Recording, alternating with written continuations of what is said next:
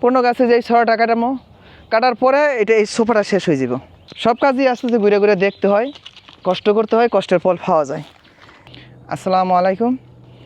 আমি প্রায় প্রতিদিনই আমি বাগানটা বিকালবেলা পরিচর্যা করার জন্য আসি, দেখি কোন জায়গায় কি হয়েছে না হয়েছে। যেমন এই যে এগুলো সবসময় পরিষ্কার করে রাখি।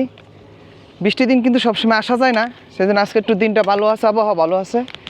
এই যে এগুলো সব পরিষ্কার করে দিয়া, যে মাঝখানে যে ভেন্ডি গাছগুলো এটা বাঁকা হয়ে গেছে, এটা পাতা ডেকাইটে দিলে এটা ওষা তৈরি যাইব। এই যে ভেন্ডি গাছের হোক, পেঁপে গাছের, মরিচ গাছের, সব গাছেরই এই যে মরা পাতা ঝুলে রয়েছে, এতে পেঁপের মাঝে দাগ পড়ে যাইব।